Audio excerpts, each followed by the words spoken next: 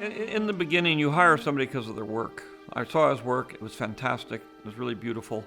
And met him. He was a very sweet guy, easy to get along with. And with the combination of those things, I said, let's go.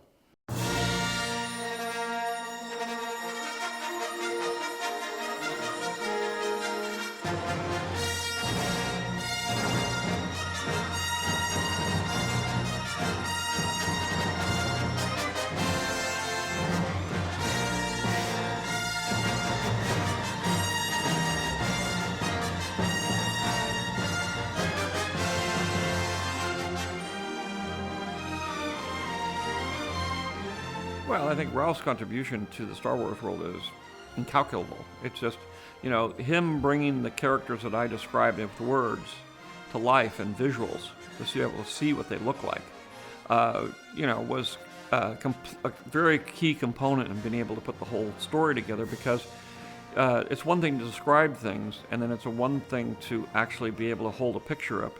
And the pictures were so accurate in terms of what I wanted that it was very easy then, as I kept going on, and say, this is what I want the Death Star to look like, this is what I want the desert to look like, this is what I want, so a lot of those things were crucial in the development. The other person who was involved in that was John Barry, who would go out and find the homestead, and then Ralph would do a drawing of it, and so he even helped the art department visualize exactly what it is what we were working with. His reproductions of his artwork were all over ILM. I think he did originally something like 12 or 13, 14 paintings to help convince the studios that George was doing a project that they wanted to do, so they could visually see it rather than just hear the story. Well, seeing the images that Ralph had done and reading the script, seeing the type of work we had to do in the show, it seemed pretty impossible to get done in the time frame we had. The artwork Ralph had done was beyond like anything I'd seen before, because it encompassed so many different things, landscapes and space scenes and character designs, Vader and stuff. It was just awesome. I remember going in to have our first meeting and seeing his artwork on this, and Phil and I just kind of going off like popcorn of what that suggested we might be able to do for these additional Cantina characters and what the whole thing might be like.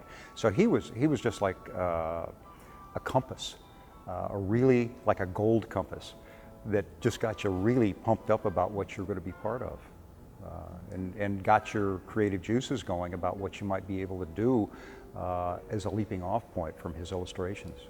And on the wall, I'll never forget this, was Ralph's artwork that he had done for Empire. And it was beyond anything that was in Star Wars. It was just like the biggest, hook that anybody could have done to grab me to come up here. Everything was just phenomenal. The Walker battle with the snow speeders, and there was just so many. The Yoda character, like, where did this guy come from? And there was this wonderful flying manta ray that didn't make it in the movie that I thought would be a great thing to do around the Cloud City sequence. But just all this great artwork, and I said, okay, I'm coming, I'm moving. And so he had a real influence on getting me to make the move, was that artwork. Just like George used the artwork to inspire people to give him money, it also worked in my case to inspire me to move 400 miles away. Amazed and excited would probably be good words when you came across new work by Ralph. The challenge was there all the time. It never felt unchallenged. ILM was not that kind of place. I remember watching him and Mike Pangrazio do the big psych background for the Walker sequence, and everybody on that had so many hats, and we were all rushing around, but you just couldn't help but stop because they were pretty good size pieces.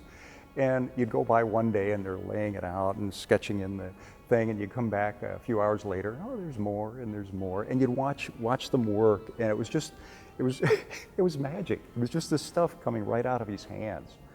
Well, somehow Ralph's work was not just a concept of something, it was like a shot. He obviously understood cameras and lenses and perspectives and the right angle and the right lighting to get it. And then on top of that, you've got the characters or the landscapes or settings he's created and put them all together in one essentially shot that you can put together for a movie. Often concept art is literally like a an architectural view in color, though, from the side, looking at something in maybe 2 or 3 different angles.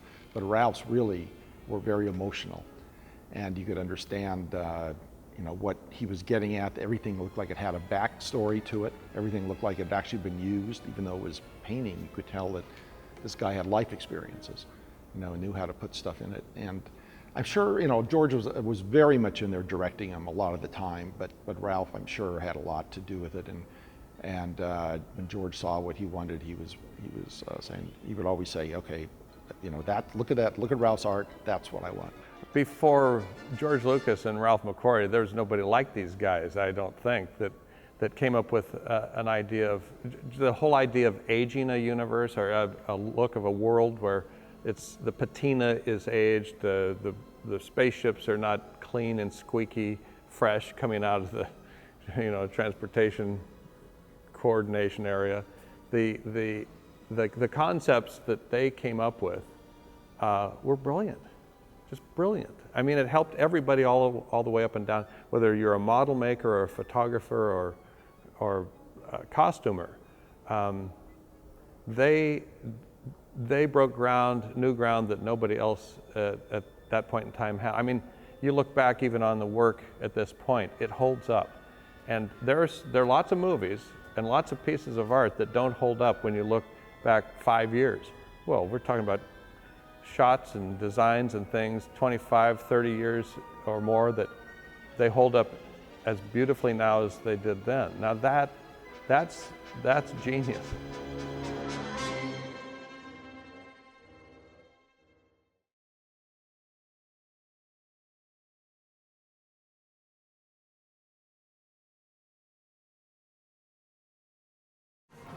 He didn't have a title yet, but the concept for a film that was going to be a big galactic war.